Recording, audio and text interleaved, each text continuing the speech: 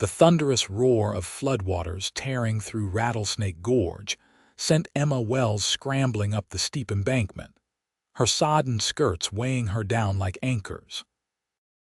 The spring of 1876 had brought unprecedented rainfall to Arizona territory, turning the usually docile creek that bordered her small homestead into a raging monster that devoured everything in its path. As the mud gave way beneath her boots, Emma clawed desperately at exposed roots and rocks, watching in horror as the surging waters rose ever higher behind her. Xavier Drake had been riding hard for 2 days, pushing his stallion to its limits as he put distance between himself and the ghosts that haunted him. The distant crash of water through the canyon caught his attention just as the skies opened up again, unleashing another deluge that soaked him to the bone. Through sheets of rain, he spotted a figure struggling on the hillside as a wall of water churned through the gorge below. Without hesitation, Xavier spurred his horse toward the embankment. "Hold on," he shouted over the storm's fury, dismounting in one fluid motion and securing his horse to a sturdy oak.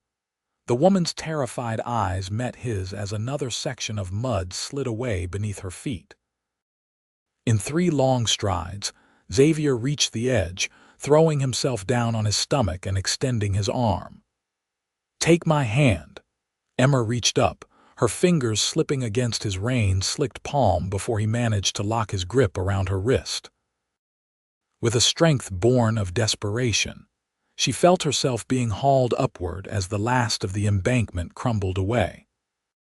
The momentum sent them both tumbling backward onto solid ground, his arms instinctively wrapping around her as they rolled to safety mere seconds before the spot where she'd been clinging was swallowed by the flood. "Thank you," Emma gasped, trembling as she disentangled herself from the stranger's embrace. Rain plastered her honey-blonde hair to her face as she struggled to catch her breath. "I thought I was going to die." "Not on my watch, madam," Xavier replied, pushing back his soaked hat to reveal eyes the color of a storm-tossed sea. His strong-featured face was weathered by sun and wind, a thin scar tracing a line from his left temple to his cheekbone. "Xavier Drake," he introduced himself, helping her to her feet with steady hands. "Emma Wells," she responded, wringing water from her skirt as another crack of thunder shook the ground beneath them. "My homestead's just over that rise, Mr. Drake. I was trying to salvage what I could when the bank gave way." Her voice caught as she glanced back at the churning waters. "Everything I've built these past 2 years is down there now." Xavier followed her gaze, taking in the destruction with a grim expression. "Let's get you somewhere dry first. We can assess the damage when this storm passes." As they made their way to his horse, Emma stumbled, a soft cry escaping her lips as she clutched her ankle.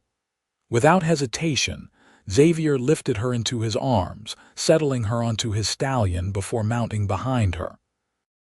The solid warmth of his chest against her back was the first comfort Emma had felt since the rains began 3 days earlier. "Agua Caliente's 5 miles east," she said, pointing through the downpour. "But I doubt we can make it through the lowlands now." "There's a ridge to the north," Xavier replied, his breath warm against her ear as he turned the horse away from the flooded valley. "I passed a line shack there yesterday. Not much, but it'll keep us dry until this passes." Emma nodded, too exhausted to argue. As they rode through the relentless rain, she found herself leaning more heavily against the stranger's sturdy frame, grateful for the unexpected salvation he represented. The line shack was little more than a one-room shelter with a leaky roof and dirt floor, but after securing his horse in the attached lean-to, Xavier quickly built a fire in the small stone hearth. Emma sank onto a rough-hewn bench, wincing as she removed her boot to examine her swollen ankle. "Sprain, not a break," Xavier assessed, kneeling before her to gently probe the injury. His touch was surprisingly gentle for hands so calloused and strong. "I've got some whiskey in my saddlebag. It'll help with the pain." "Are you a doctor, Mr. Drake?" Emma asked, attempting a smile despite her chattering teeth. A shadow crossed his face. "No, madam, just someone who's seen his share of injuries." He stood abruptly, moving to retrieve his saddlebags. "You should get out of those wet clothes. I have a spare shirt that might help." Emma accepted the faded blue cotton shirt he offered, waiting until he stepped outside before peeling off her sodden dress and chemise. The shirt hung nearly to her knees, the fabric warm and surprisingly soft against her chilled skin. When Xavier returned, his own jacket discarded and hair slicked back from his face, he averted his eyes with a respectful nod. "Storm's not letting up," he remarked, pouring amber liquid into a tin cup before handing it to her. "We might be here a while." Emma took a sip, wincing at the burn. "I'm grateful for your help, Mr. Drake. Not many men would risk themselves for a stranger." Xavier's mouth quirked in what might have been a smile. "I wasn't about to let you get washed away." He busied himself hanging their wet garments near the fire. "You said you have a homestead nearby." "Had," Emma corrected, staring into her cup. "My husband died of fever 2 winters ago. I've been working the land alone since then." She didn't mention the crushing loneliness or the neighbors who had predicted her failure within months. 20 acres along the creek. "Good soil, but not much to show for it now, I expect." Xavier nodded, his expression unreadable as he settled on the floor back against the wall. "Arizona's hard country for a woman alone." "I manage," Emma replied with quiet dignity, "or I did until today." As the night deepened around them, the howling wind and pounding rain created a strange pocket of intimacy in the tiny cabin. Xavier shared his jerky and hardtack, apologizing for the meager offerings, while Emma told him about her journey west from Pennsylvania after her parents died, the brief happiness she'd found with her husband Thomas, and her determination to keep his dream alive after his passing. "What brings you to these parts, Mr. Drake?" she finally asked, watching the firelight play across his guarded features. Xavier stared into the flames for so long she thought he might not answer. "Just passing through," he said eventually, his voice low. "Heading to California, maybe, or Oregon." "Running from something or towards something?" The question slipped out before Emma could stop it, and she immediately regretted her forwardness. "I apologize, that was presumptuous." Xavier's laugh held no humor. "Perceptive, though." He took a long swallow of whiskey. "Let's just say Agua Caliente isn't a place I ever plan to visit again." Emma studied him carefully, noting the tension in his shoulders and the way his fingers absently traced the scar on his face. There was a story there, one written in pain and regret, but she knew better than to press. Everyone in the West carried ghosts of one kind or another. "Well, Mr. Drake, whatever brought you to Rattlesnake Gorge today, I'm thankful for it." She offered him a genuine smile. "You saved my life." Something in his expression softened. "Get some rest, Miss Wells. Tomorrow we'll see what's left of your homestead." Emma settled onto the narrow cot while Xavier stretched out by the fire, his hat pulled low over his eyes. As exhaustion claimed her, the last thing she saw was the silhouette of her rescuer, still and watchful against the dancing shadows. Morning brought watery sunshine and the aftermath of destruction. Xavier helped Emma onto his horse, her ankles still too swollen to bear weight, and they made their way carefully through a landscape transformed by the flood. Trees lay uprooted, debris scattered across what had once been meadows, and the creek had carved new channels through the soft earth. Emma's heart sank as they crested the final rise overlooking her property. Where her small cabin and barn had stood was nothing but a tangle of broken timber and mud. The vegetable garden she'd tended so carefully was gone, along with the chicken coop and the young apple trees she'd planted the previous spring. Only the old cottonwood that had shaded the yard remained, standing sentinel over the ruins of her life. "I'm sorry," Xavier said quietly, his hand steadying her waist as she swayed in the saddle. Tears stung Emma's eyes, but she blinked them away, refusing to indulge in self-pity. "At least I'm alive to rebuild," she managed, though the enormity of the task ahead seemed insurmountable. They dismounted near the remains of the cabin, Xavier lifting her down carefully before tying his horse to the cottonwood. For the next hour, they sifted through the wreckage, salvaging what little remained: a cast iron skillet half buried in mud, a water-damaged Bible, a wooden box containing her husband's pocket watch and wedding ring. "Not much to show for 2 years of work," Emma murmured, clutching the box to her chest. Xavier paused in his excavation of what had been her root cellar. "What will you do now?" Emma surveyed the destruction, her practical nature already cataloging what needed to be done. "Start over, I suppose. Though I'll have to find work in town until I can afford lumber for a new cabin." "Agua Caliente doesn't offer much for a lady like yourself," Xavier replied, a curious edge to his voice. "I'm not afraid of hard work, Mr. Drake." Emma straightened her shoulders. "And I'm more capable than I look." A genuine smile crossed his face, transforming his rugged features. "I don't doubt that for a moment, Miss Wells." By noon, they had gathered what few possessions could be salvaged, and Xavier helped Emma onto his horse once more. "I'll take you to town," he said, mounting behind her. "You'll need a doctor for that ankle and a place to stay." Emma hesitated, acutely aware of their unusual circumstances and the impropriety of traveling alone with a man she barely knew. Yet something about Xavier Drake inspired trust, despite his obvious secrets. "I don't want to delay your journey west, Mr. Drake." "A day or two won't make much difference," he replied, guiding the horse toward the road. "Besides, I owe Agua Caliente one last visit before I leave it behind for good." The 5-mile journey into town revealed more evidence of the flood's devastation. Fences were down, fields washed out, and at one homestead, a family was busily moving furniture from a water-damaged cabin to higher ground. Xavier stopped to help them move a heavy dresser, earning grateful thanks and concerned glances at Emma's disheveled appearance. As they approached Agua Caliente, Emma felt Xavier's posture stiffen. The town itself seemed largely untouched by the flood, its single dusty street lined with false-fronted buildings typical of frontier settlements. A general store, blacksmith shop, saloon, and small church formed the heart of the community, with modest homes scattered around the perimeter.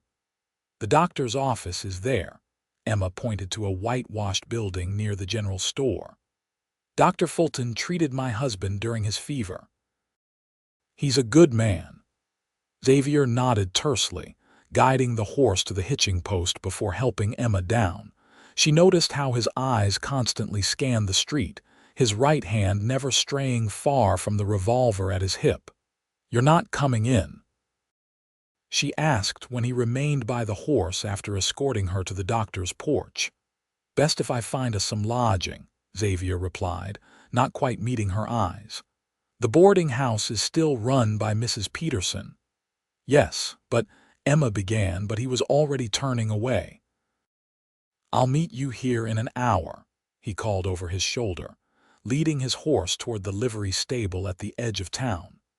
Dr. Fulton confirmed Emma's ankle was merely sprained, wrapping it tightly and providing a pair of crutches while asking pointed questions about her companion. News of the Wells homestead's destruction had already reached town via other flood victims, and the elderly physician clucked sympathetically over her situation. "You're welcome to stay with Mrs. Fulton and me until you're back on your feet," he offered as he finished his ministrations. No young lady should be without proper accommodations. Emma thanked him but declined, explaining that arrangements had already been made at the boarding house. She didn't mention the hollow feeling in her stomach at the thought of Xavier Drake riding away once she was settled.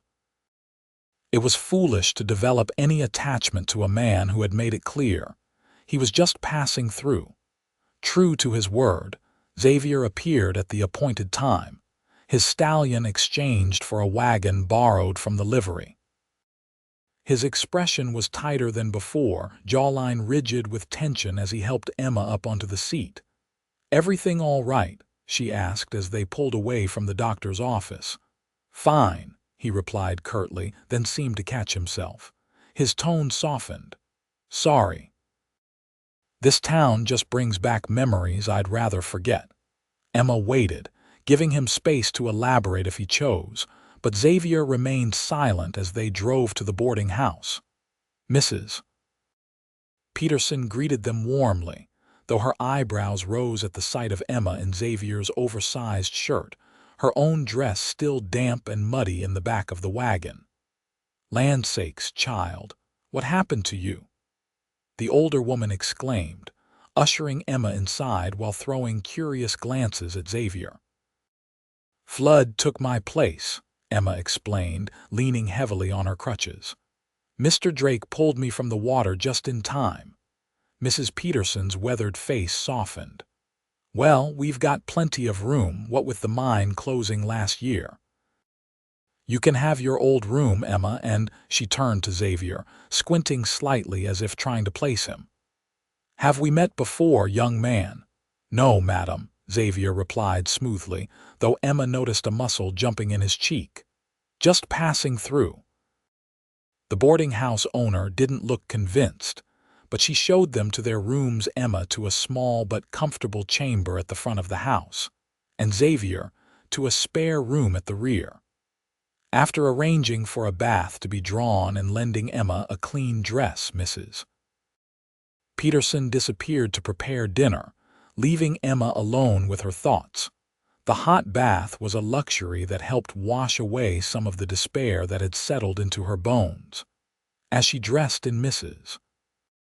Peterson's borrowed clothing, Emma gazed out the window at the town she'd visited regularly for supplies but never truly belonged to.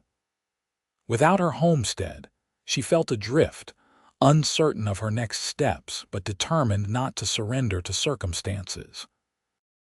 A knock at her door preceded Xavier's entrance, his tall frame filling the doorway. He'd cleaned up as well, his dark hair still damp from washing, and he'd traded his mud-stained clothes for a fresh shirt and trousers. The change only emphasized his handsome features, making Emma suddenly self-conscious of her own appearance. "Mrs. Peterson says dinner's ready," he announced, offering his arm to help her navigate the stairs. The boarding house dining room held 4 other guests, a traveling salesman, an elderly couple visiting their son in the next county, and a young man who worked at the general store. Conversation flowed easily around the table, centered mainly on the flood and its aftermath, until Mrs. Peterson innocently asked Xavier what brought him to Agua Caliente. "Just passing through," he repeated, concentrating on his stew with unusual intensity. "Where you headed?" pressed the storekeeper, a freckle-faced youth named Harley. "West," Xavier replied flatly, a note in his voice that discouraged further questions. Mrs. Peterson, however, was not so easily deterred. "Drake," she mused, tapping her spoon against her lip. "That name's familiar somehow.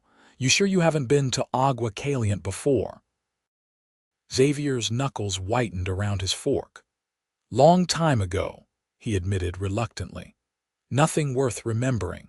The awkward silence that followed was broken by the elderly gentleman asking Emma about her plans now that her homestead was gone.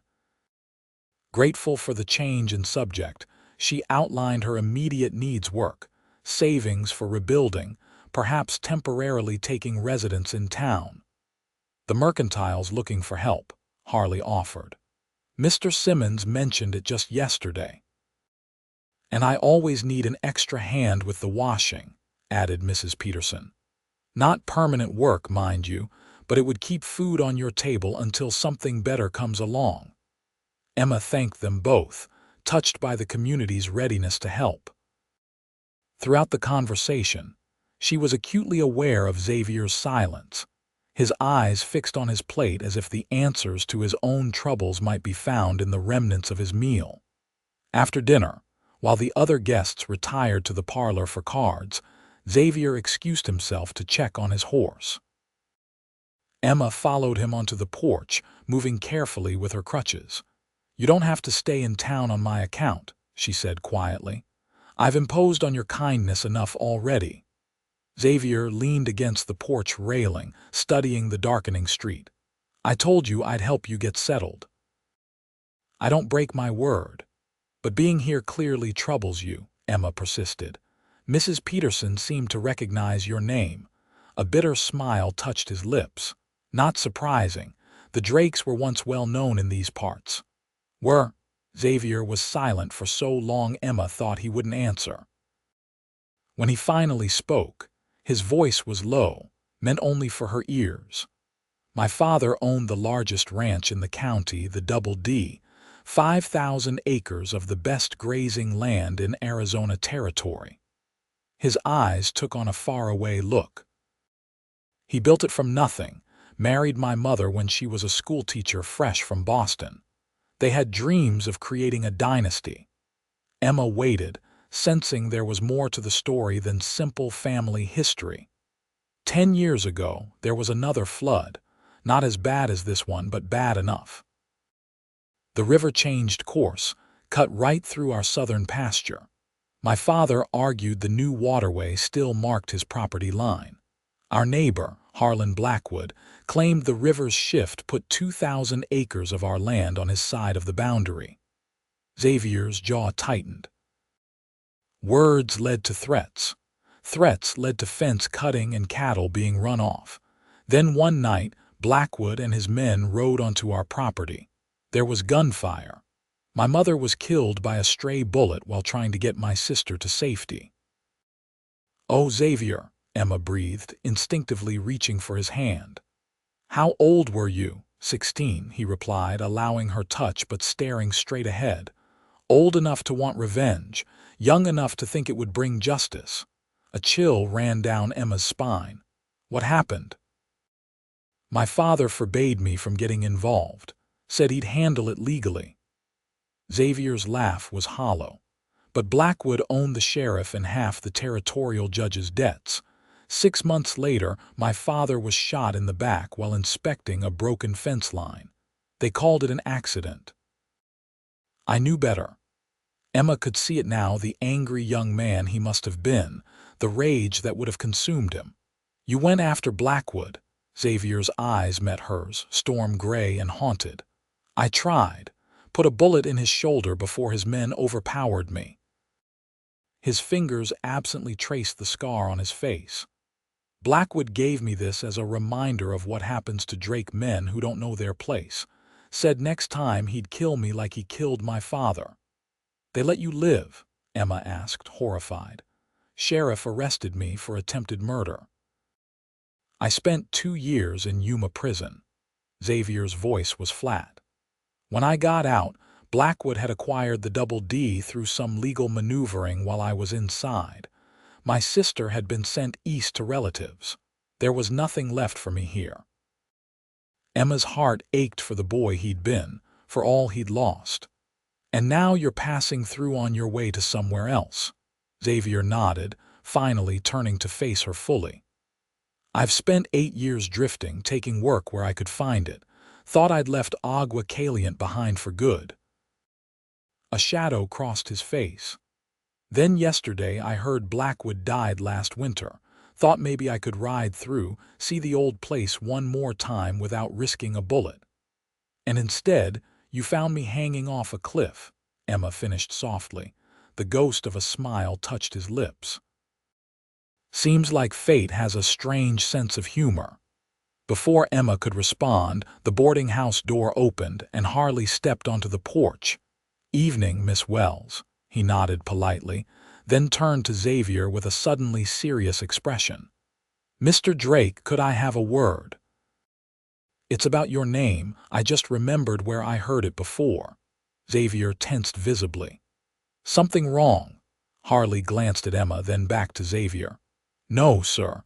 Just thought you should know Blackwood's son Reed is in town. He took over the spread after his pa died. If you're who I think you are, you might want to keep to yourself while you're here." Emma felt Xavier go completely still beside her, his face hardening into an expressionless mask. "Appreciate the warning," he said evenly. "How many men ride with Red these days?" "4 or 5 usually," Harley replied. "They're a rough bunch. Been throwing their weight around since old Blackwood passed." After Harley retreated inside, Emma turned worried eyes to Xavier. "You should leave tonight," she urged. "There's nothing for you here but trouble." Xavier's gaze locked onto hers, something unreadable flickering in their depths. "There's you," he said simply. The words hung between them in the cool evening air, fraught with meaning neither was prepared to acknowledge. Emma felt heat rise to her cheeks despite the gravity of the situation. "I won't have you risking your life for me again," she insisted. "One rescue is enough. I'll manage on my own." "Like you were managing when I found you," Xavier countered, though his tone was gentle. "Give me 2 days to help you get established. Then I'll move on before Reed Blackwood even knows I was here." Emma wanted to argue further but found herself nodding instead. There was something about Xavier Drake that made her feel safer than she had in years, despite the danger that followed him like a shadow. 2 days, she agreed reluctantly. Not 1 hour more. The following morning, Xavier accompanied Emma to the mercantile, where Mr. Simmons indeed offered her a position. The pay was modest, but included a small room above the store where she could stay until she decided whether to rebuild her homestead or make a fresh start elsewhere. By noon, Emma had secured employment, temporary lodging, and several offers of donated furniture from townspeople who had heard of her plight. "People are kinder than I expected," she remarked as Xavier helped her carry a second-hand dresser up the narrow stairs to her new quarters. "Folks tend to rally around their own," Xavier replied, positioning the furniture against the wall. "You've built a reputation here, even if you didn't realize it." Emma looked around the sparse room, a far cry from the home she'd created with Thomas, but a beginning nonetheless. "I can't thank you enough for everything you've done," she said, turning to Xavier with genuine gratitude. "Most men would have ridden past yesterday without stopping." Xavier shook his head. "I'm not most men." "No," Emma agreed softly. "You certainly aren't." Their eyes held for a long moment before Xavier cleared his throat. "I should check if Mrs. Peterson needs help bringing your other things from the boarding house." As he descended the stairs, Emma moved to the window, watching the busy street below. A group of riders was approaching the mercantile, led by a broad-shouldered man with auburn hair and an air of arrogant confidence. Even from a distance, the resemblance to Harlan Blackwood as Xavier had described him was unmistakable. Reed Blackwood had come to town. Emma hurried downstairs as quickly as her injured ankle would allow, reaching the store's main floor just as Xavier emerged from the storeroom. Through the front windows, they both saw Blackwood and his men dismounting outside. "Back door," Emma urged, pointing toward the rear of the store. "You can slip out before they come in." Xavier's expression hardened. "I'm not running, Emma. This isn't about pride," she hissed, grabbing his arm. "You said yourself you'd leave before Blackwood knew you were here. That was our agreement." Before Xavier could respond, the bell above the door jangled and Reed Blackwood strode in, flanked by 2 rough-looking cowboys. He removed his hat with exaggerated politeness when he spotted Emma. "Morning, madam," he drawled, his gaze sliding from her to Xavier with casual assessment. "Simmons around. Need to settle last month's account." "In the storeroom, Mr. Blackwood," Emma replied, keeping her voice steady despite her racing heart. "He'll be out shortly." Blackwood nodded, his attention shifting fully to Xavier. A flicker of recognition crossed his face, followed by a slow, dangerous smile. "Well, I'll be damned. Xavier Drake back from the dead. Heard you were still serving time in Yuma." "Got out years ago," Xavier replied evenly, though Emma could sense the coiled tension in his body.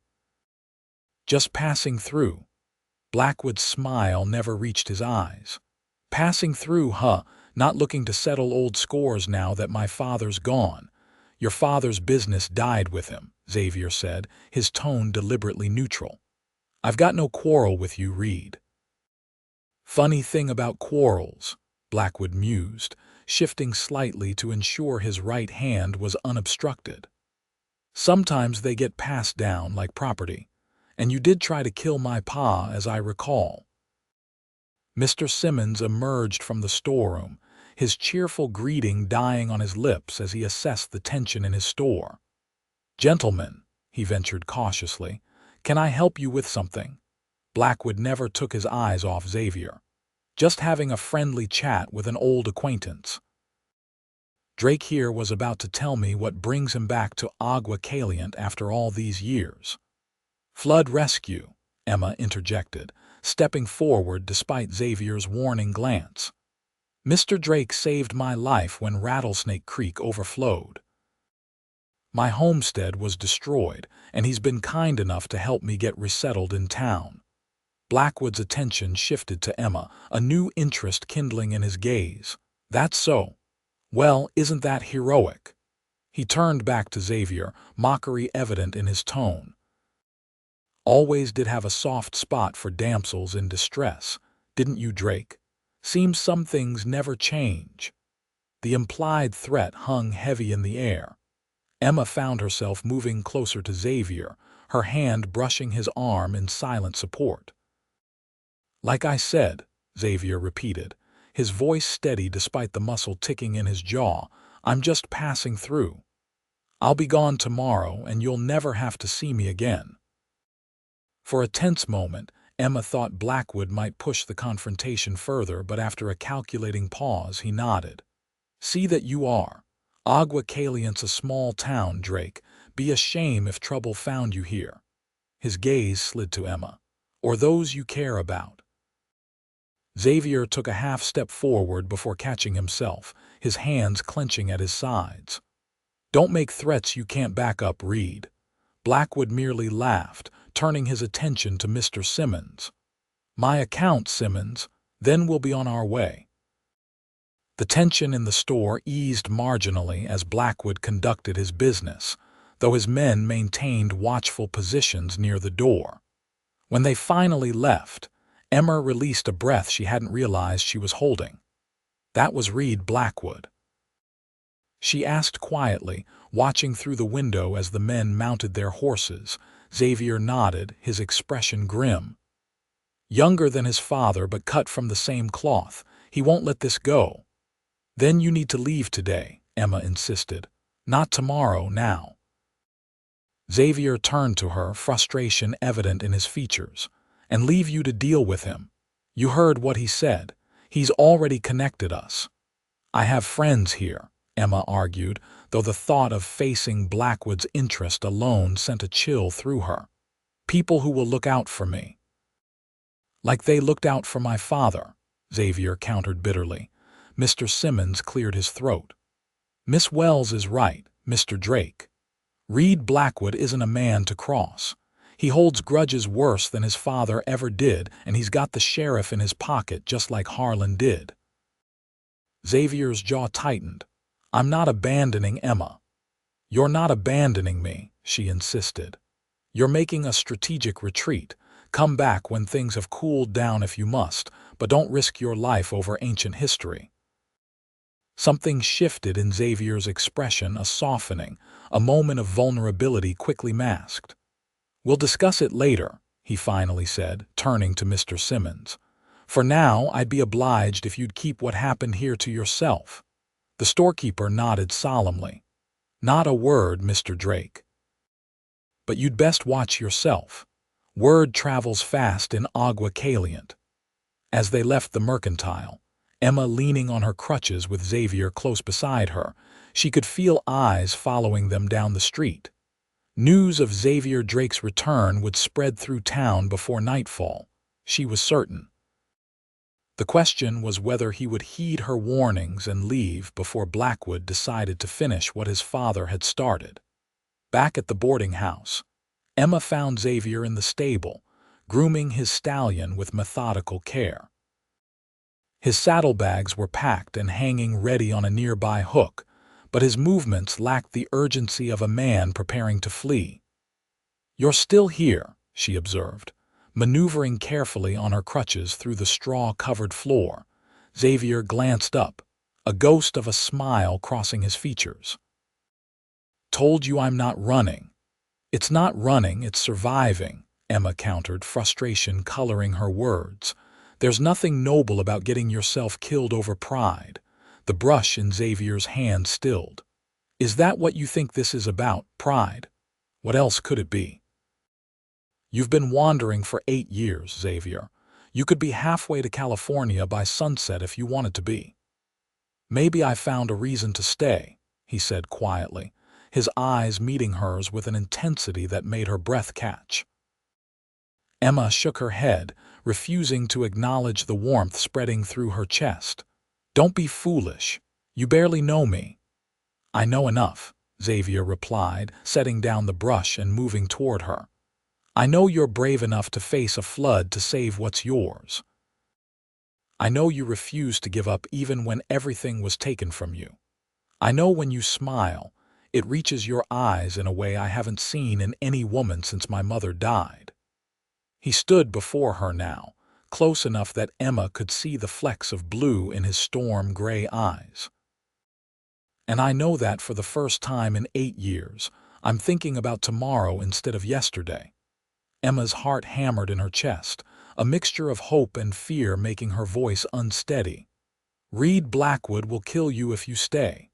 "He'll try," Xavier acknowledged. "But I'm not the same boy who went to prison. I've learned a few things about staying alive." "And what about me?" Emma challenged. "You think Blackwood won't use me to get to you? You're putting us both in danger by staying." Xavier's expression darkened. "You're right," he admitted after a moment. "I didn't think it through." He reached for his saddlebags. "I'll go, but first I need to make sure you're safe." "Mr. Simmons has offered me the room above the store," Emma reminded him. "I'll be fine there." Xavier shook his head. "Not good enough. Blackwood saw us together. He'll assume we're connected.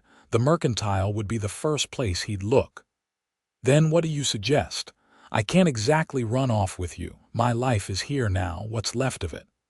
Xavier considered her words, absently stroking his horse's neck as he thought. "There's a place about 20 miles north of here. Old Trapper's cabin on Forsyth Creek. My father used to take me there when I was a boy." His eyes lit with sudden decision. "It's isolated, defensible, and unknown to the Blackwoods. You could stay there until I deal with Reed." Emma stared at him in disbelief. "Deal with him? What exactly are you planning?" "Nothing illegal," Xavier assured her quickly. "But there are ways to handle men like Reed Blackwood that don't involve gunplay. I have evidence of his father's crimes papers I recovered before I was arrested. Proof that Harlan murdered my father and bribed officials to cover it up. After all this time, why didn't you use it before?" Xavier's expression hardened. "Who would have believed a convicted criminal over the most powerful man in the county? But now Harlan's dead, and Reed doesn't have the same connections his father cultivated. The territorial governor has been cracking down on corruption. The time is right to set things straight." Emma studied him, trying to reconcile the vengeful boy he described with the steady, principled man before her.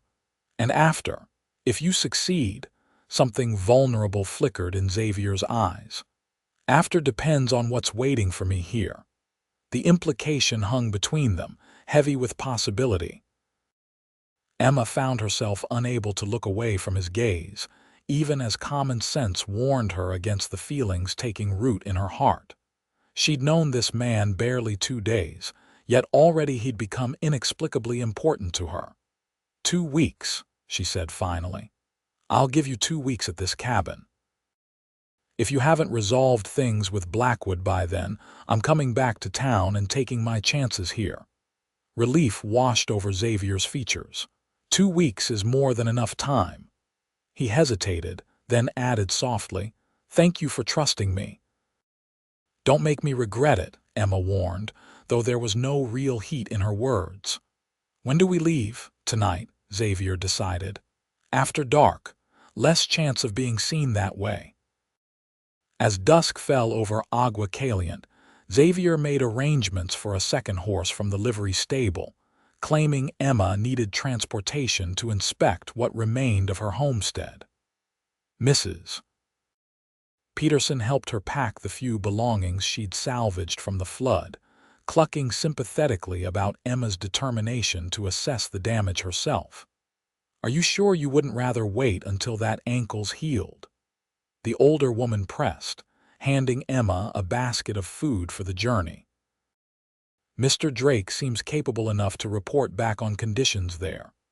"I need to see it for myself," Emma replied, the half-truth sitting uncomfortably on her conscience. "It helps make it real somehow." Mrs. Peterson nodded sagely. "Grief needs witnessing, child, I understand that." She patted Emma's hand. "Just be careful out there, and mind your reputation traveling alone with a stranger, no matter how helpful he's been." Emma flushed, realizing how their departure might appear to others. "Mr. Drake has been a perfect gentleman," she assured the boarding house keeper. "And it's only for the day." Another lie. She was accumulating them rapidly, it seemed. As night descended fully on the town, Xavier appeared with the horses, helping Emma mount despite her injured ankle. They rode quietly through the darkened streets, keeping to shadows where possible, both alert for any sign of Blackwood or his men. Only when Agua Caliente disappeared behind them did Emma feel some of the tension ease from her shoulders. "The cabin's about 4 hours' ride," Xavier informed her, keeping his voice low despite the empty road stretching before them. "How's your ankle holding up?" "Sore but manageable," Emma replied, adjusting her position in the saddle. "I'm more concerned about what awaits us at this mysterious cabin of yours. You're sure it's still standing after all these years?" Xavier nodded. "I checked on it last year passing through to Tucson. It's basic but solid. My father built it to last." They rode in companionable silence through the star-filled night, the aftermath of the flood evident in debris scattered across the landscape, and new channels carved by rampaging water. Emma found her thoughts turning repeatedly to the homestead she'd lost and the uncertain future that lay ahead. Rebuilding seemed an insurmountable task without Thomas's strength beside her, yet the alternative, selling what remained of the land and starting anew elsewhere, felt like a betrayal of his memory. "What are you thinking about?" Xavier asked, guiding his horse closer to hers as they navigated a narrow stretch of trail. Emma sighed. "My homestead, whether it's worth trying to rebuild." "Land's still good," Xavier observed. "Flood soil is fertile once it settles." "It's not just about the land," Emma admitted. "It was the last connection to my husband, the last piece of the life we planned together." Xavier was quiet for a moment. "Sometimes holding onto the past too tightly means you miss what's right in front of you," he said finally. "Took me years to understand that." Emma studied his profile in the moonlight, wondering what experiences had shaped the philosophy he now shared. "Is that why you're confronting Reed Blackwood after all this time? To finally let go of the past, A ghost of a smile touched Xavier's lips. Partly, but also because some wrongs need to be righted before you can move forward. He glanced at her. What would you do? If you could start completely fresh, no obligations to the past, the question caught Emma off guard. She'd been so focused on survival, on preserving what remained of her life with Thomas, that she'd never truly considered alternatives. I don't know, she admitted. Maybe open a small school. I trained as a teacher before I met Thomas, but Agua Caliente had no need for one with so few children. You'd be good at it, Xavier observed. You have a patience about you, a steadiness. Emma smiled despite herself. High praise from a man who's known me only under duress. Sometimes you learn more about a person in crisis than in years of casual acquaintance, Xavier replied, his tone serious despite the lightness of her remark. You've shown more courage in 2 days than most men I've known demonstrated in a lifetime. Heat rose to Emma's cheeks, and she was grateful for the darkness that hid her reaction. There was something about Xavier Drake that disarmed her usual defenses, making her feel simultaneously vulnerable and safe. It was a dangerous combination, especially given the uncertain circumstances that had thrown them together. As the night deepened around them, they climbed steadily into foothills dotted with ponderosa pines and scrub oak. The air grew cooler, carrying the scent of resin and damp earth. Finally, Xavier led them off the main trail, following what appeared to be a game path that wound through increasingly dense forest. Not much further, he assured her, ducking beneath a low-hanging branch. There's a spring-fed creek just ahead. The cabin sits about 50 yards up from it. True to his word, they soon came upon a small clearing where a sturdy log cabin nestled against a rocky outcropping. In the moonlight, Emma could make out a covered porch, shuttered windows, and a stone chimney rising from the peaked roof. It was larger than she'd expected, not merely a trapper's hut, but a well-constructed retreat. "Your father built this?" she asked as Xavier helped her dismount. "During the early days before the ranch was profitable," he explained, steadying her as she tested her weight on her injured ankle. He'd come up here to hunt fish, clear his head when ranch problems got too heavy. A pang of sadness crossed his features as he added, "After my mother died, he spent more time here than at the main house. Said the mountains helped him think straight." Xavier led the horses to a small lean-to beside the cabin while Emma made her way carefully onto the porch. The door was secured with a simple latch, the interior dark and smelling faintly of wood smoke and pine. When Xavier returned with their saddlebags and Mrs. Peterson's food basket, he quickly set about lighting the stone fireplace, and several oil lamps scattered throughout the main room. As light filled the space, Emma took in her surroundings with growing appreciation. The cabin consisted of one large room with a sleeping alcove, partitioned by a homespun curtain. Simple but well-crafted furniture included a table with 4 chairs, a settee covered in faded canvas, and a rocking chair positioned near the hearth. Shelves lined one wall, holding books, tin dishes, and various supplies. It was basic but comfortable, clearly maintained despite years of only occasional use. "It's wonderful," she said honestly, sinking gratefully into the rocking chair as the fire began to chase away the evening chill. Xavier smiled, the expression transforming his features in the warm lamplight. "It's not much, but it's private. Blackwood won't find you here." As he unpacked their supplies and prepared a simple meal from Mrs. Peterson's provisions, Emma watched him move about the cabin with the easy familiarity of returning to a beloved space. For the first time since she'd met him, Xavier seemed truly relaxed, the haunted look in his eyes temporarily banished by pleasant memories. "You loved it here as a boy," she observed as he handed her a plate of cold chicken and bread, Xavier nodded, settling onto the settee with his own meal. Best times of my childhood were spent in these mountains. My father taught me to track, to hunt, to read sign in these woods. His expression grew distant. We'd stay up late, telling stories by the fire. He'd point out constellations through that window there. Emma followed his gaze to a small window positioned to frame a perfect view of the night sky. You miss him still. Every day, Xavier admitted softly.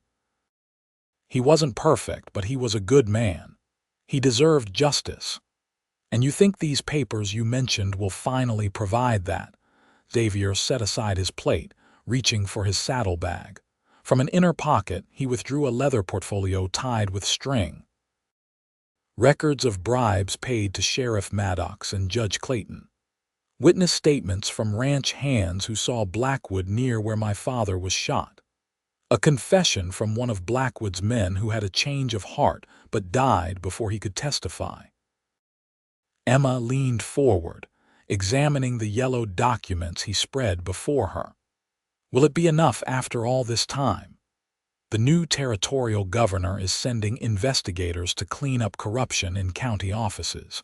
Word is they're already looking into Clayton's suspicious income. Xavier carefully returned the papers to his portfolio. With this evidence and the right timing, Reed Blackwood will lose everything his father stole from my family, including the double D. And then what? Emma asked, studying his face in the firelight. You'd stay, become a rancher. Something unreadable flickered in Xavier's eyes. Depends on what I'd be staying for. The implication hung between them, weighted with possibilities neither was ready to voice. Emma busied herself with her meal, suddenly aware of the intimate setting the two of them alone in this remote cabin, miles from civilization. The sleeping alcove is yours, Xavier said abruptly, as if reading her thoughts. I'll take the settee. Emma nodded gratefully, though part of her was disappointed by his gentlemanly distance.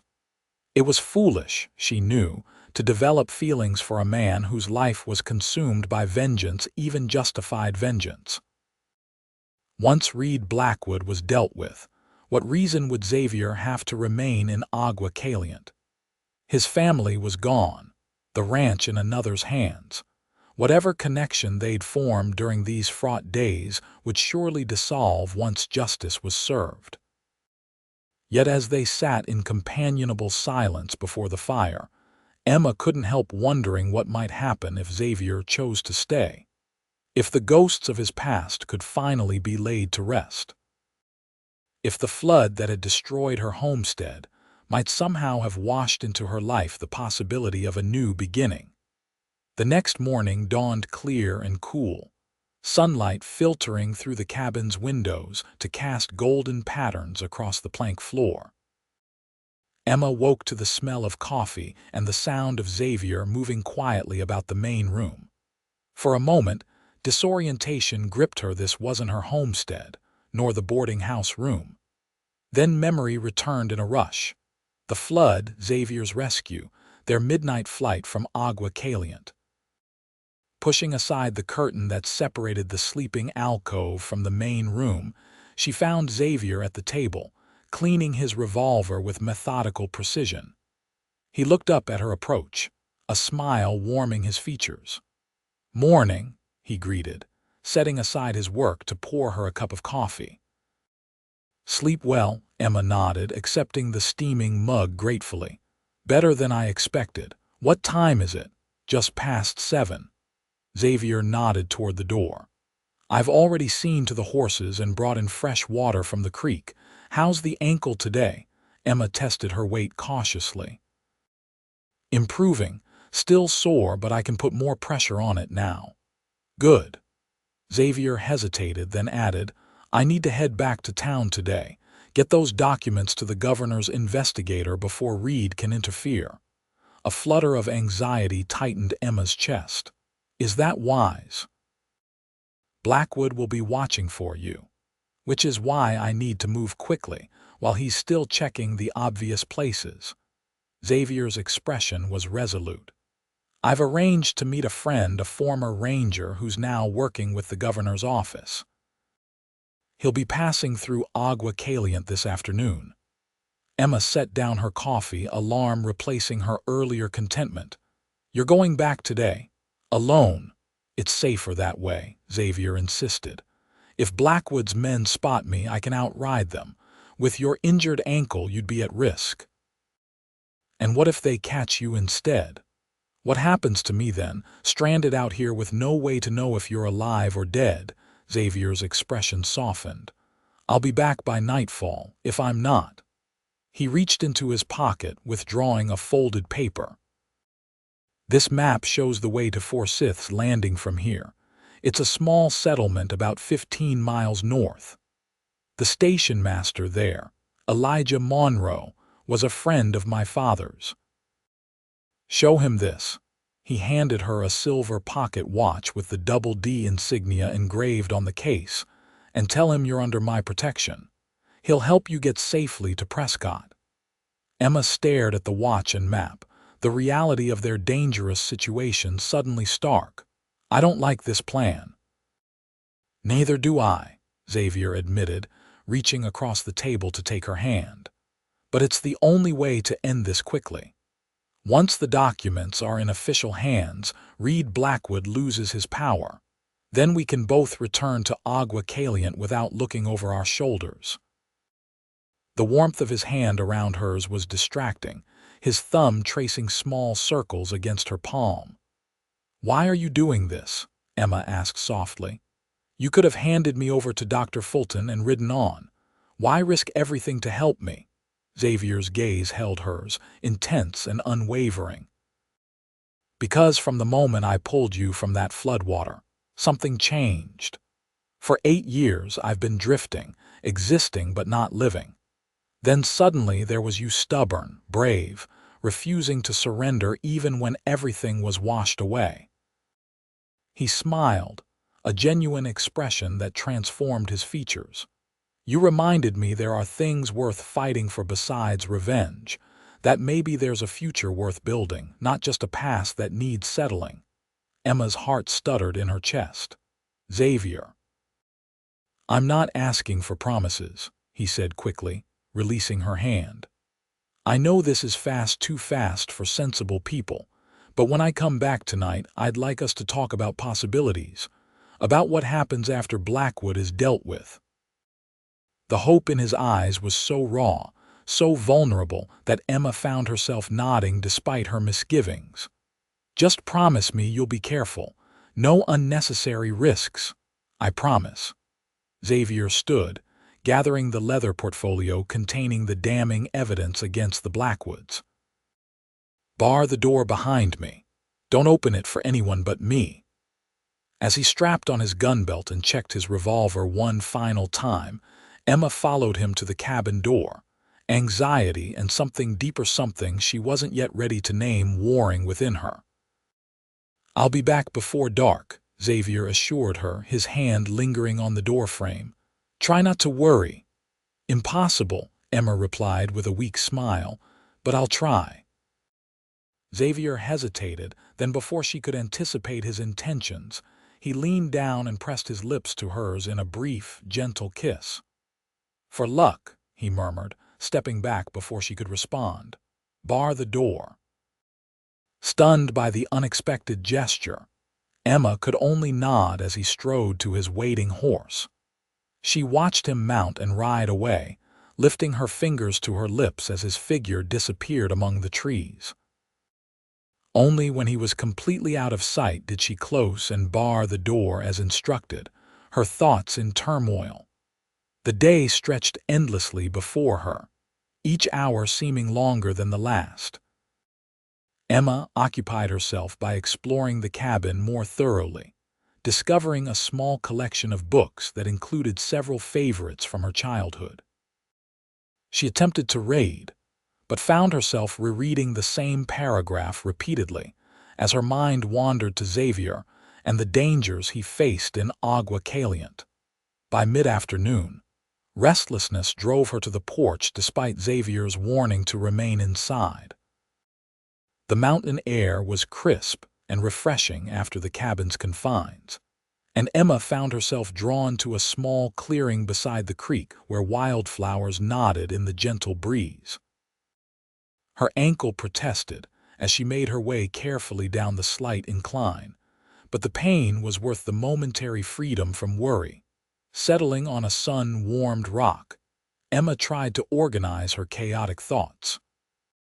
In less than a week, her entire world had been upended, first by the flood that destroyed her homestead, then by the enigmatic man who had saved her life and now risked his own to protect her. Xavier Drake had crashed into her carefully constructed existence like the floodwaters themselves, washing away the foundations she'd built and leaving her uncertain whether to rebuild or chart an entirely new course. The rational part of her insisted it was too soon for the feelings developing in her heart. She'd known Xavier barely 3 days, not nearly long enough to contemplate the possibilities he'd mentioned. Yet there was an undeniable connection between them, a sense of recognition that transcended their brief acquaintance. Perhaps it was simply gratitude for his rescue, or loneliness after 2 years of widowhood. Perhaps it was merely the drama of their circumstances creating a false intimacy. Or perhaps, as Xavier seemed to believe, it was something genuine, something worth exploring once the current dangers passed.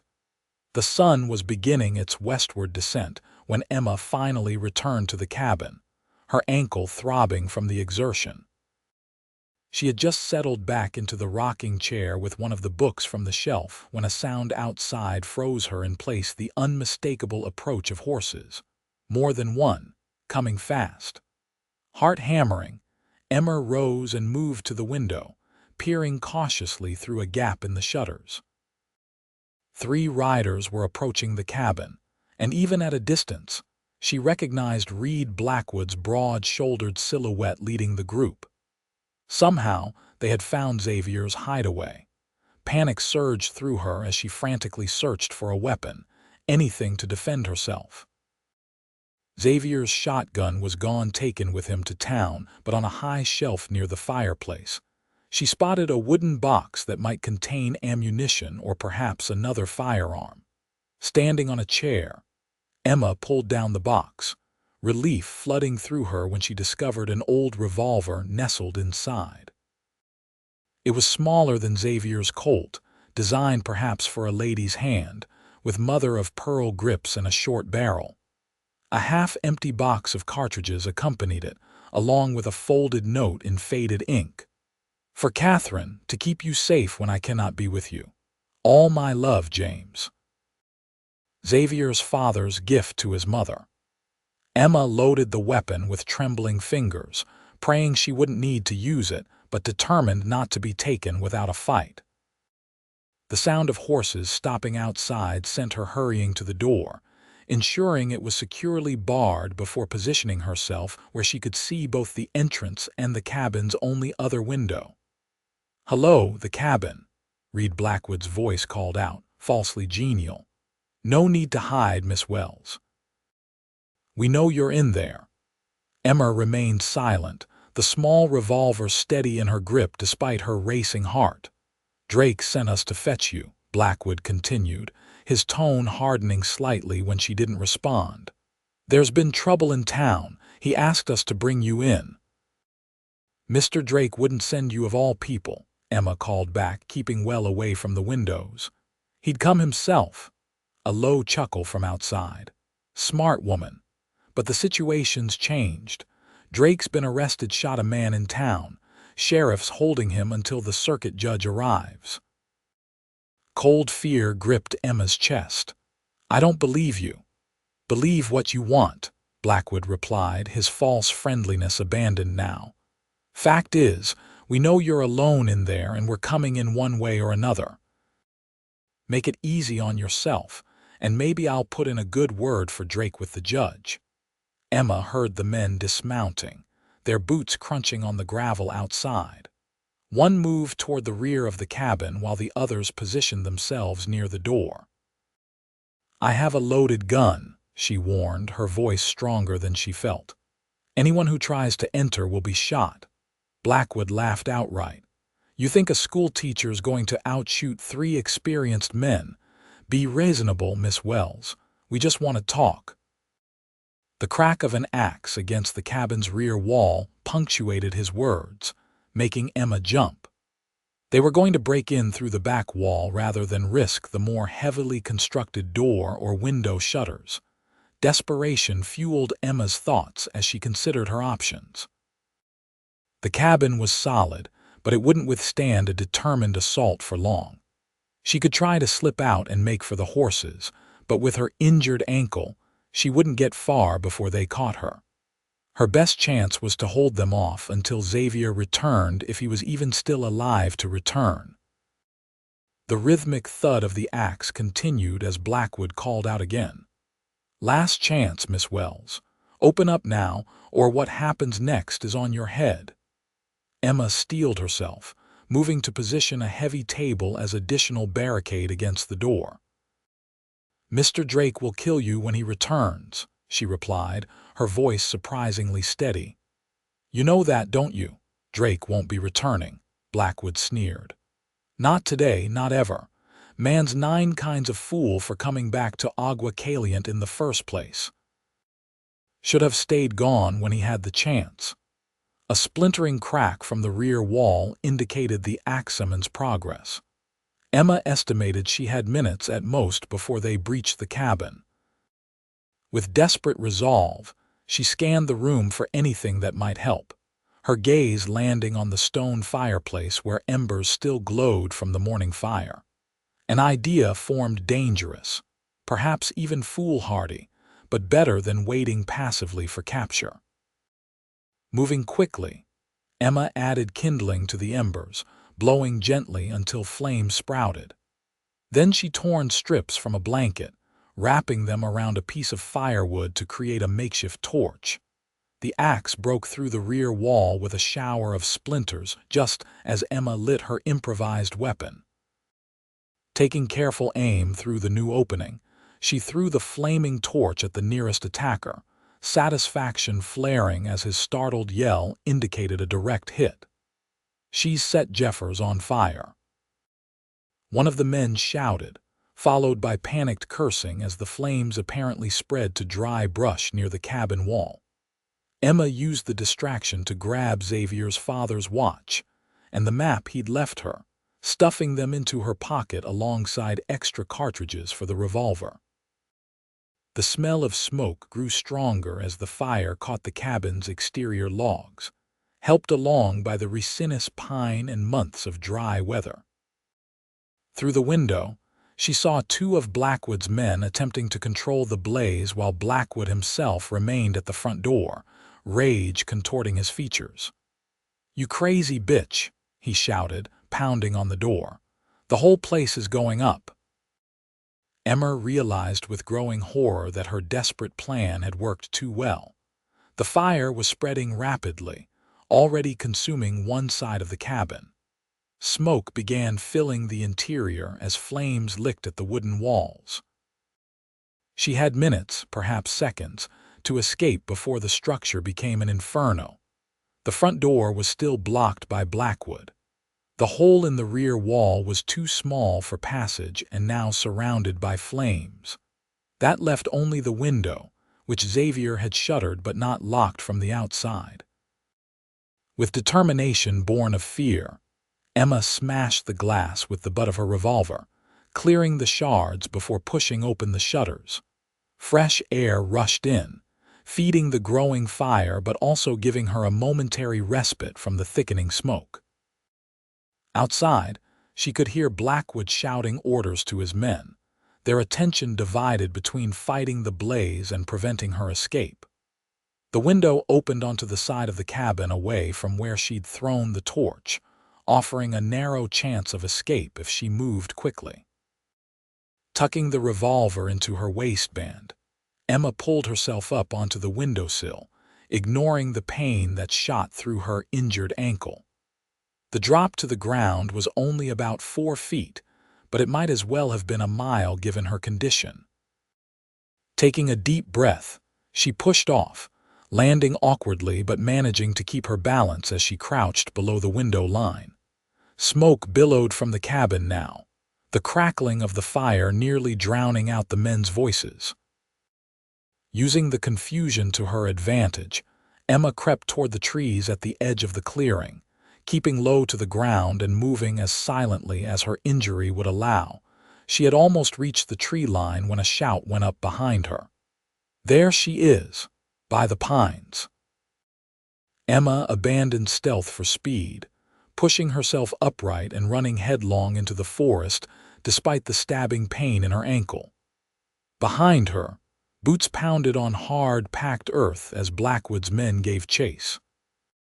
The dense underbrush provided some cover, but it also slowed her progress, branches snagging her skirts and roots threatening to trip her with every step. The map Xavier had given her indicated a game trail leading north toward Forsyth's Landing, but in her haste to escape the burning cabin, Emma had fled east instead, deeper into unfamiliar forest. Changing direction now would bring her back toward her pursuers. Her only option was to continue forward, hoping to either lose them in the woods or find another path to safety. A gunshot cracked through the trees, the bullet splintering bark inches from her head. Emma ducked instinctively but kept moving, her breath coming in ragged gasps as fear and exertion took their toll. Another shot, closer this time, followed by Blackwood's voice. "Stop running, woman. There's nowhere to go." He was right, Emma realized with sinking dread. The trees were thinning ahead, giving way to a rocky slope that climbed steeply toward a ridgeline. Without cover, she'd be an easy target on that exposed incline. But turning back meant certain capture. Drawing the small revolver from her waistband, Emma pressed on toward the slope, searching frantically for any advantage the terrain might offer. As she emerged from the tree line, her heart leapt at the sight of a narrow ravine cutting through the rocky hillside. If she could reach it, the deep crevice might provide both cover and a path to the ridge above. 20 yards of open ground stood between her and potential safety. Emma gathered her remaining strength and sprinted across the exposed stretch, zigzagging to present a more difficult target. Another shot rang out, then another, dirt kicking up at her feet as Blackwood's men emerged from the trees behind her. The ravine loomed ahead, a 6-foot drop to a sandy bottom where a trickle of water wound its way down from the heights.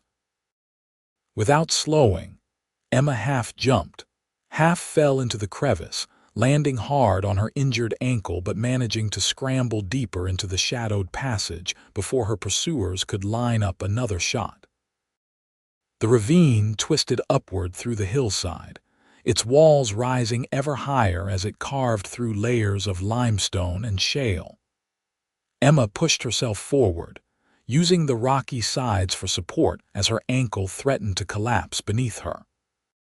Behind her, she could hear Blackwood and his men debating whether to follow her into the narrow passage or circle around to cut her off. "She's trapped herself," one argued. "That ravine dead ends at the cliff face. Let's get up top and wait for her." "I'm not letting her slip away again," Blackwood countered, his voice echoing off the stone walls. "Jenkins, go around. Wilson with me." The sound of boots on gravel indicated at least 2 men entering the ravine behind her. Emma increased her pace despite the growing pain in her ankle, desperation lending her strength she didn't know she possessed. If the ravine truly dead ended as they claimed, she had perhaps minutes before she was cornered. The passage narrowed further, forcing Emma to turn sideways in some spots to squeeze through. Water trickled down the walls, making the footing treacherous, but also offering hope that the ravine might connect to a larger watershed somewhere ahead. As she rounded a sharp bend, the ravine suddenly opened into a small box canyon, its floor perhaps 30 feet across with sheer walls rising 50 feet on three sides. A dead end, just as Blackwood's man had predicted.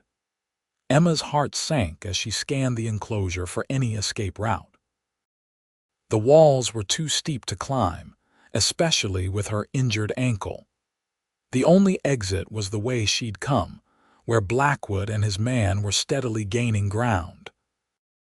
A movement at the top of the canyon caught her attention. Jenkins, the third man, had reached the rim and was peering down at her, rifle in hand.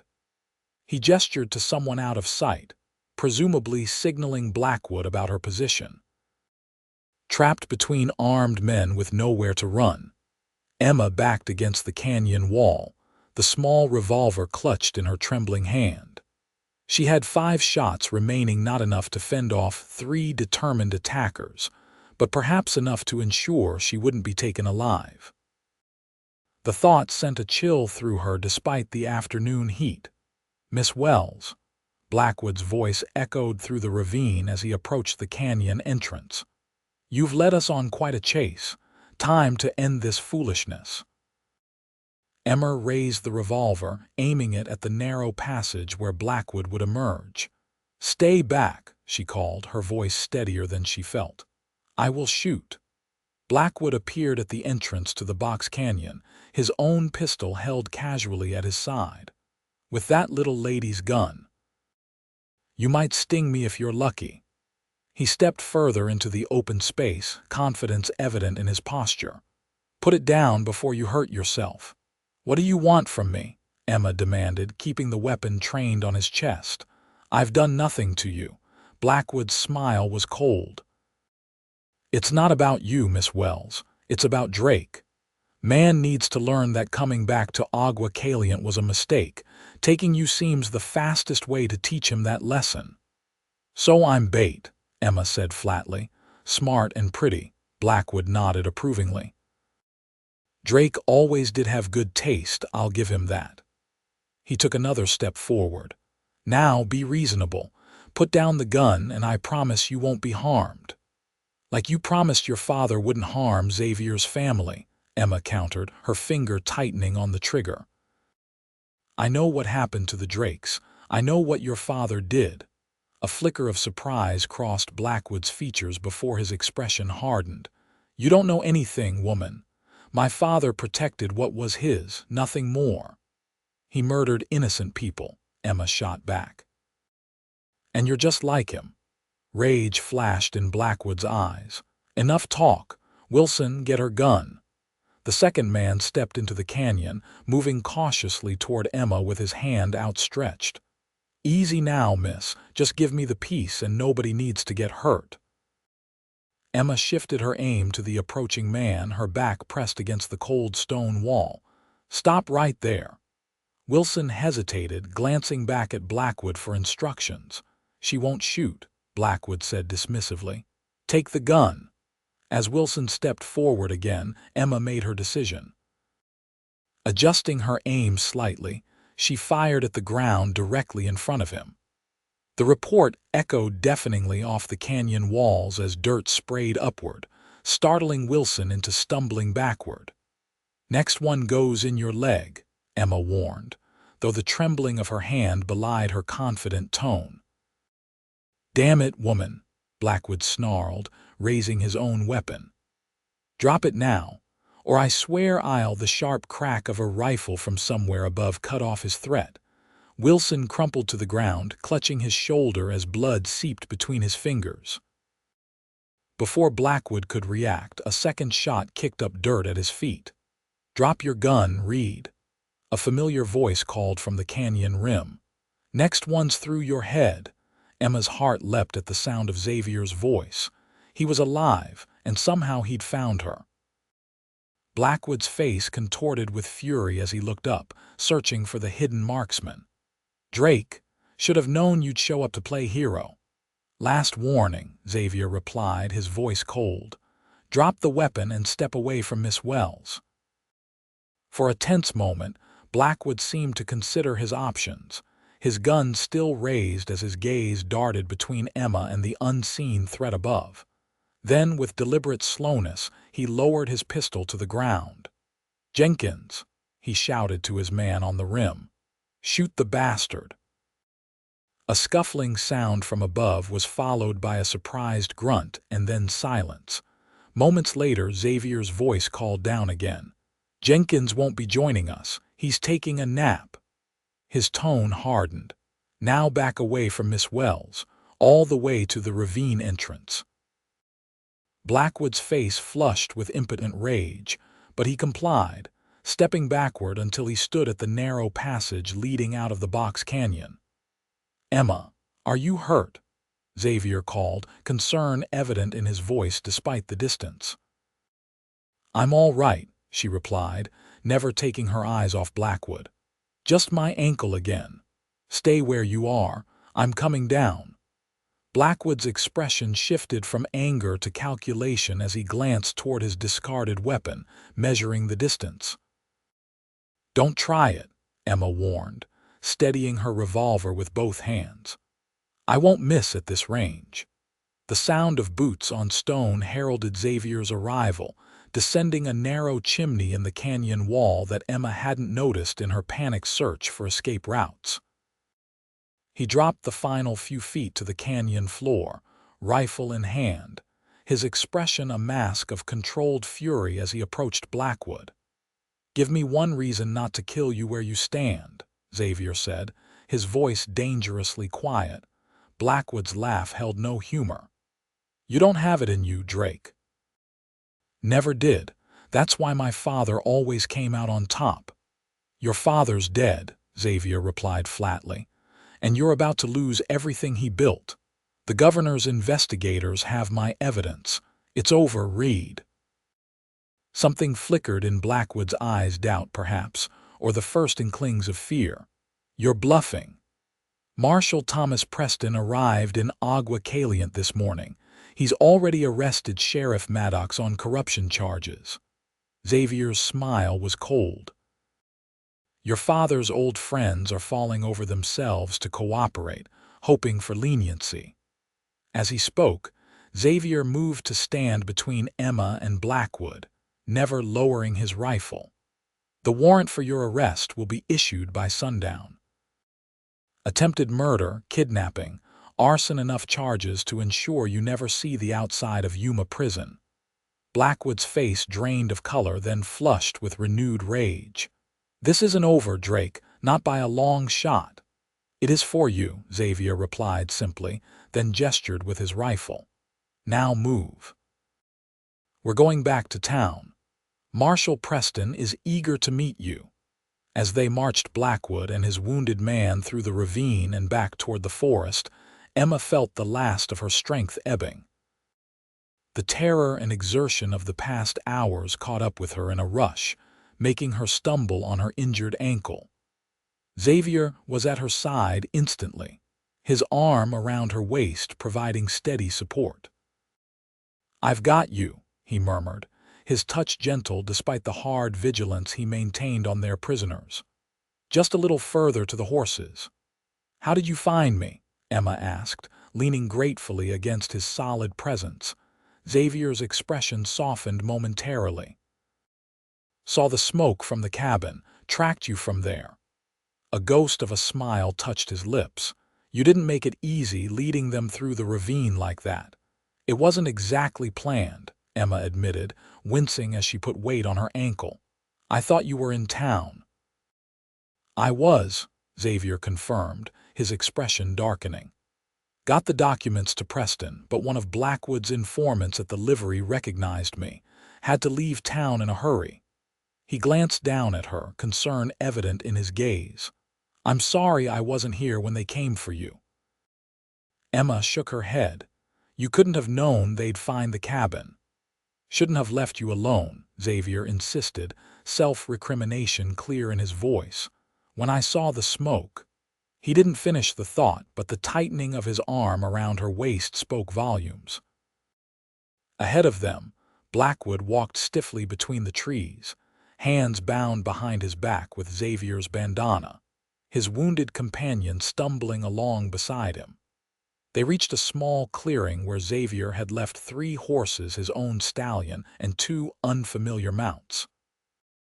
"Jenkins's horse is still up on the ridge," he explained, helping Emma onto his stallion before securing Blackwood and Wilson on the other animals. "We'll collect it on the way back to town." The journey to Agua Caliente was made in tense silence, Xavier riding double with Emma while keeping a watchful eye on their prisoners. As they approached the town, the setting sun cast long shadows across the dusty main street where a small crowd had gathered outside the sheriff's office. A tall man in a marshal's duster stepped forward as they rode up, his weathered face breaking into a grim smile at the sight of Blackwood bound and sullen on his horse. "I see you found him, Drake," the marshal observed, helping Emma dismount while deputies moved to take charge of the prisoners. "And picked up some extra business by the looks of it." Xavier nodded, dismounting with fluid grace. "Reed Blackwood and his men attempted murder, kidnapping, and burning down my father's hunting cabin with Miss Wells inside." Marshal Preston's eyebrows rose as he turned to Emma. "That true, madam?" "Every word," Emma confirmed, leaning heavily on her crutch as she faced Blackwood's murderous glare. "They tracked us to the cabin, tried to break in when I refused to open the door, and chased me through the woods when I escaped the fire." The marshal nodded grimly. "That'll do nicely alongside the evidence we've already collected. Mr. Blackwood won't be seeing freedom for quite some time." He gestured to his deputies. "Take them inside. Doc can see to Wilson's shoulder before they go into the cells." As Blackwood was led away, he turned back to Xavier, hatred burning in his eyes. "This isn't justice, Drake. It's revenge. You're no better than my father was." Xavier's expression remained impassive. "The difference is your father killed innocent people. You'll get the trial he never gave mine." Only when the jail door closed behind the prisoners did Xavier's rigid posture relax slightly. He turned to Emma, concern evident in his features as he took in her exhausted state. "You need rest," he said quietly, his hand gentle at her elbow. "Mrs. Peterson's probably worried sick." "I'll take you to the boarding house." Marshal Preston cleared his throat. "Actually, Drake, I'll need statements from both of you tonight. Got a judge arriving on tomorrow's stage, and I want these charges filed proper." Xavier nodded reluctantly. "We'll be there. Just let me get Miss Wells settled first." As they made their way slowly toward the boarding house, Emma found herself leaning more heavily against Xavier with each step, the events of the day taking their toll on her already injured body. By the time they reached Mrs. Peterson's front porch, she was barely standing. "Oh, my lands!" the boarding house keeper exclaimed, throwing open the door at their approach. "Emma Wells, you look half dead.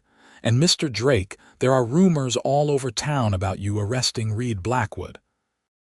Come in, before you fall down right there on my steps." The next hour passed in a blur of hot tea, Mrs. Peterson's fussing, and the arrival of Dr. Fulton to re-examine Emma's ankle, which had swollen dramatically after her desperate flight through the woods. Xavier remained at her side throughout, his presence a steady comfort despite the commotion around them. "Sprains aggravated, but no permanent damage," the doctor pronounced finally, wrapping her ankle in a fresh bandage. "Stay off it completely for at least 3 days. Then crutches for another week." Emma nodded wearily, too exhausted to argue. After the doctor departed, Mrs. Peterson insisted on preparing a bath and a proper meal, declaring that Marshal Preston could wait until morning for his statements. "The girl's dead on her feet," she informed Xavier firmly. "And you don't look much better, young man. Whatever business you have with the law can wait until you've both had food and rest." Xavier, to Emma's surprise, yielded to the older woman's authority without argument. "You're right, Mrs. Peterson. I'll speak to Preston." He turned to Emma, his expression softening. "Will you be all right if I step out for a few minutes?" Emma managed a tired smile. "I've survived worse today. Go settle things with the marshal. I'll be here when you return." Something flickered in Xavier's eyes at her words, relief, perhaps, or a deeper emotion she was too weary to identify. He nodded once, then slipped out the door, leaving Emma to Mrs. Peterson's maternal ministrations. The hot bath and simple meal revived her somewhat, though exhaustion still pulled at her limbs as she settled into the familiar comfort of her boarding house room. Despite her fatigue, sleep eluded her, her mind replaying the day's harrowing events each time she closed her eyes. The crack of the axe against the cabin wall, the hungry roar of the flames, Blackwood's rage as he pursued her through the forest, each memory sent fresh pulses of adrenaline through her body, keeping her from the rest she desperately needed. A soft knock at her door preceded Xavier's entrance, his tall frame silhouetted against the dimly lit hallway. "I thought you might still be awake," he said quietly, closing the door behind him. "Mind if I sit with you a while?" Emma nodded, gesturing to the chair beside her bed. In the lamplight, she could see the toll the day had taken on him, as well new lines of fatigue etched around his eyes, a smudge of soot still visible along his jawline. "Marshal Preston was surprisingly understanding about postponing our statements," Xavier remarked, settling into the chair with a soft groan. "Seems Mrs. Peterson had a word with him while I was checking on the horses." "That woman is a force of nature," Emma replied, a smile tugging at her lips despite her exhaustion. "That she is." Xavier leaned forward, elbows on his knees as he studied Emma's face. "How are you really? And don't say fine. No one would be fine after what you went through today." Emma considered deflecting the question, but found she lacked the energy for pretense. "Terrified," she admitted softly. "Every time I close my eyes, I see the fire or Blackwood's men coming after me." She twisted the blanket between her fingers. "I keep thinking about what would have happened if you hadn't arrived when you did." Xavier's expression darkened. "I should never have left you alone at the cabin." "You couldn't have known Blackwood would find it," Emma countered, reaching out to touch his hand. "And if you hadn't gone to town, the marshal might never have received your evidence." "Not worth the risk to your safety," Xavier insisted, turning his palm to capture her fingers within his. "When I saw the smoke," he swallowed hard, "I thought I'd lost you."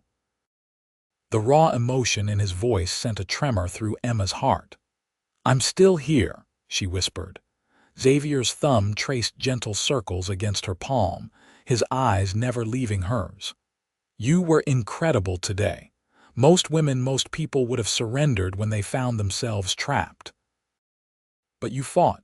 You survived." "I had something to live for," Emma replied, the words slipping out before she could consider their implications. Xavier's hand stilled, his gaze intensifying. "And what was that?" Heat rose to Emma's cheeks, but exhaustion had stripped away her usual caution. "A future. Possibilities." She met his eyes directly. "You." The confession hung between them, startling in its simplicity and honesty. For a breathless moment, Xavier remained perfectly still, as if afraid any movement might shatter the fragile truth she'd offered. Then, with deliberate care, he leaned forward and brushed his lips against hers, a kiss as gentle as the one he'd given her before leaving for town, yet infinitely more meaningful. "I meant what I said this morning," he murmured against her lips. "From the moment I pulled you from that flood, something changed. You saved me, Emma Wells, as surely as I saved you." Emma raised a hand to cup his cheek, feeling the rough texture of stubble beneath her palm. "We saved each other, I think." Xavier smiled, the expression transforming his features in the lamplight. "Get some rest. Tomorrow's going to be a busy day between giving statements and figuring out what comes next." "Stay," Emma found herself saying, tightening her grip on his hand. "Just until I fall asleep. I don't want to be alone with the memories yet." Understanding flickered in Xavier's eyes. Without a word, he moved from the chair to sit on the edge of the bed, his back against the headboard and her hand still clasped in his.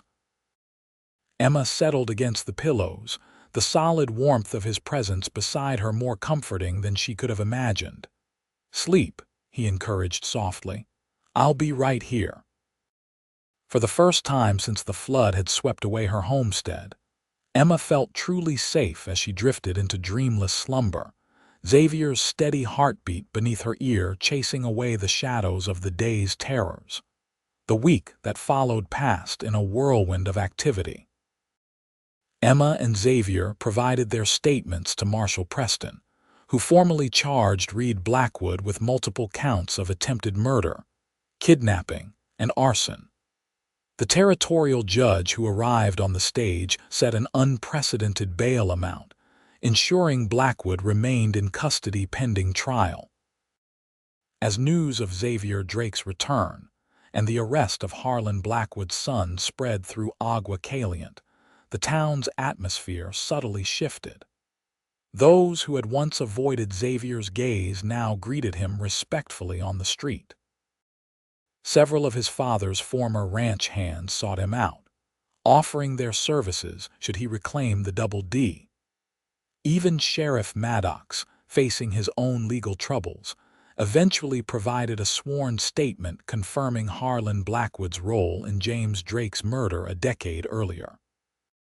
For Emma, the days brought gradual healing, both physical and emotional. Her ankle improved steadily under Dr. Fulton's care, allowing her to discard the crutches for a walking stick by the end of the week.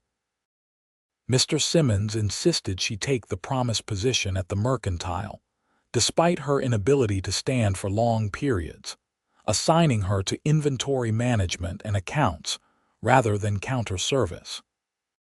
Throughout it all, Xavier remained a constant presence at her side, escorting her to and from the store each day, joining her for meals at the boarding house, and spending quiet evenings in Mrs. Peterson's parlor where their relationship blossomed under the amused but approving eye of the boarding house keeper. "That young man is sweet on you," Mrs. Peterson observed one afternoon as she helped Emma prepare for dinner. "Never seen a cowboy so attentive, nor so patient." Most would have made their intentions clear by now. Emma smiled, remembering the gentle kisses and tender touches she and Xavier had shared in private moments. "He's being respectful. We've known each other less than 2 weeks." Mrs. Peterson snorted softly. "Time doesn't mean much out here, child. Life's too uncertain to waste it on unnecessary waiting." She patted Emma's hand. "Just don't let him drift away because you're afraid to grab happiness when it presents itself." The older woman's advice lingered in Emma's thoughts as she descended to the dining room where Xavier awaited her. Freshly shaved and wearing a new shirt she suspected he'd purchased specifically for the occasion. His face lit up at her appearance, a reaction that never failed to send warmth spreading through her chest. "You look beautiful," he said simply, offering his arm. "Thank you," Emma replied, noting the unusual formality of his manner. "Is something special happening tonight?" A smile played at the corners of Xavier's mouth. "Maybe. Marshal Preston stopped by the livery earlier. Thought you might like to hear his news." Intrigued, Emma allowed him to escort her to the dining table where the other boarders were already gathered. Throughout the meal, Xavier maintained a curious air of suppressed excitement that piqued Emma's curiosity further. Only when the last plates had been cleared and the other guests had retired to the parlor did he finally lean close. "Would you care for a short walk?"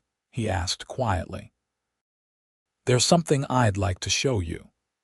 Despite the evening chill, Emma readily agreed, wrapping her shawl around her shoulders as Xavier guided her out onto the porch and down the steps to the street.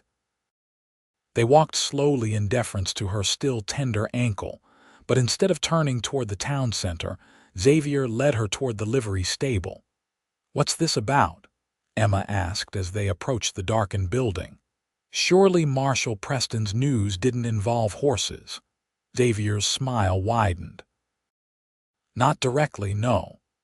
He pushed open the stable door, revealing a lantern-lit interior where a familiar figure waited beside the corral gate. "Evening, Miss Wells," Marshal Preston greeted, tipping his hat. "Hope I didn't keep you waiting too long for the good news." Emma glanced between the two men, confusion evident in her expression. "What news?" The marshal withdrew an official-looking document from his coat pocket. "Judge Carlton issued his ruling this morning on the Drake estate.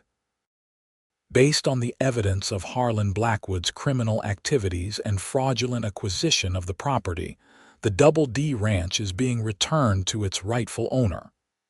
He handed the paper to Xavier with a satisfied smile. "Congratulations, son. Your father would be proud."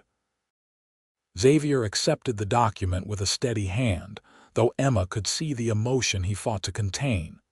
"Thank you, Marshal, for everything." Preston nodded, understanding passing between the men. "You earned this, Drake. 10 years is a long time to wait for justice." He tipped his hat once more. "I'll leave you two to your evening. Miss Wells, always a pleasure." As the marshal's footsteps receded, Xavier remained motionless, staring at the paper in his hands as if afraid it might dissolve if he looked away. Emma stepped closer, placing her hand gently on his arm. "Xavier." "Are you all right?" He nodded slowly, finally raising his gaze to meet hers. "It doesn't bring them back," he said quietly. "But it feels like they can rest easier now, knowing the truth is acknowledged, knowing the land is back where it belongs." Emma squeezed his arm. "I'm so happy for you. Your father's legacy restored at last." "It's more than that," Xavier replied, carefully refolding the document. "It's a future I never thought I'd have, a place to belong again." His eyes held hers, intent and serious. "The question is, what do I do with it?" Something in his tone made Emma's heart quicken. "What do you want to do with it?" Xavier took her hands in his expression open and vulnerable in a way she'd never seen before. "That depends on you," he said softly. "The Double D is 5,000 acres of the best grazing land in Arizona Territory. Big house, good water, fertile soil." His thumbs traced gentle circles on her palms. "But it's empty. Has been for 10 years. Emma swallowed, hardly daring to hope she understood his meaning. "Are you asking me something, Xavier Drake?" A smile touched his lips, tender and slightly nervous. "I'm asking if you might consider helping me bring it back to life. The house needs a woman's touch. The gardens haven't been tended in years. And he paused, drawing a deep breath. "I need you, Emma Wells. More than I ever thought possible." Joy bubbled up within Emma's chest, threatening to overflow in a most undignified manner. "Are you proposing to me, Mr. Drake, after knowing me less than 2 weeks?" "I am," Xavier confirmed, his smile growing more confident at the happiness he clearly read in her eyes. "Too soon by proper standards, I know. But when I pulled you from that flood, it was like the current washed away all the bitterness I'd been carrying. And every day since, you've shown me what real courage looks like, not revenge or anger, but the strength to build something new from the wreckage." He released one of her hands to withdraw a small object from his pocket, a ring of delicate gold with a single pearl nestled in the setting. "This was my mother's," he explained, holding it between them. "My father gave it to her when they first came west, before the ranch was anything but a dream. I'd be honored if you'd wear it as my wife." Emma stared at the ring, then at the earnest face of the man who'd saved her life in more ways than one. 2 weeks ago, she'd been a widow clinging desperately to the remnants of her past. Now, against all probability, She stood on the threshold of a future brighter than any she could have imagined. "Yes," she whispered, tears of joy spilling onto her cheeks. "Yes, I'll marry you, Xavier Drake. I'll help you rebuild your home and we'll make it ours together." Xavier's face transformed with joy as he slipped the ring onto her finger. Then he gathered her into his arms, his kiss no longer tentative but filled with promise and passion. Emma returned it wholeheartedly, her arms winding around his neck as she surrendered to the happiness she'd never expected to find again. "There's one more thing," Xavier murmured when they finally parted, both breathless. "Your homestead land, I rode out to see it yesterday. The creek's settled back into its banks and the soil's rich from the silt. If you wanted, we could rebuild your cabin, plant those apple trees again." Emma considered the offer, touched by his understanding of what the small homestead had meant to her. "That land was Thomas's dream," she said softly. "Part of me will always honor that, but my future is with you at the Double D." She smiled up at him. "Perhaps we could donate the homestead for the school I mentioned. Agua Caliente's children deserve a proper education." Xavier's eyes filled with admiration. "You're an extraordinary woman, Emma Wells, soon to be Emma Drake." He kissed her again, gently this time. "A school it is, then. And perhaps someday our own children will attend it." The thought of children, their children, sent a wave of tender anticipation through Emma's heart. "I'd like that very much," she whispered against his lips. Hand in hand, they walked back through the quiet streets of Agua Caliente, their steps in perfect rhythm despite Emma's slight limp. Above them, stars spangled the vast Arizona sky, the same stars that had witnessed their separate journeys of loss and survival, now bearing witness to their shared path forward. 3 months later, on a perfect autumn day, Emma Wells became Emma Drake in a ceremony beneath the ancient cottonwood that shaded the Double D's main house. The ranch was coming back to life around them, with newly hired hands tending the rebuilt herd, fresh paint brightening the weathered buildings, and Emma's careful touch evident in the restored gardens and freshly curtained windows. Marshall Preston stood as Xavier's best man, while Mrs. Peterson, teary-eyed and beaming, supported Emma. Dr. Fulton performed the ceremony, his wife playing hymns on the parlor organ that Xavier had transported all the way from Tucson as a wedding gift for his bride. The entire population of Agua Caliente seemed to have turned out for the occasion, filling the ranch yard with laughter and congratulations. Even Mr. Simmons closed the mercantile for the day, arriving with a handsome desk for the ranch office and news that the territorial governor had approved funds for the school to be built on Emma's former homestead. As the celebration continued around them, Xavier led Emma away from the crowds to a quiet spot overlooking the valley where his family had built their dreams. The setting sun painted the landscape in shades of gold and crimson, the same colors that had frightened them during the flood, now transformed into a display of breathtaking beauty. "Happy, Mrs. Drake?" Xavier asked, his arm secure around her waist. Emma leaned into his embrace, contentment filling her heart as she surveyed the land that was now their shared legacy. "More than I ever thought possible," she replied honestly. "It's strange to think that if not for the flood, we might never have met." Xavier nodded, his expression thoughtful.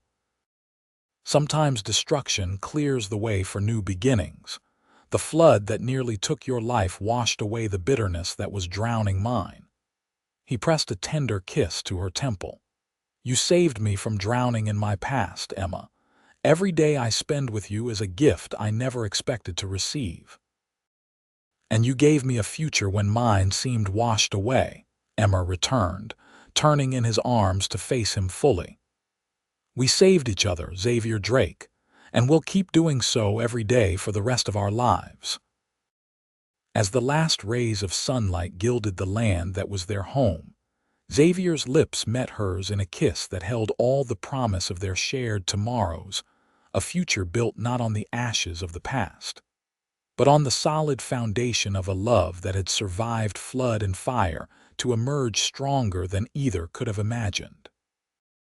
Years later, when their children asked how they met, Xavier and Emma would exchange knowing smiles before telling the tale of the raging floodwaters that had brought them together, of how a cowboy had saved a stubborn homesteader from drowning, only to be saved in return from the flood of memories that had nearly consumed him. And their children, growing strong and true on the land their grandparents had dreamed into being, would understand that sometimes the most devastating storms can lead to the most beautiful beginnings.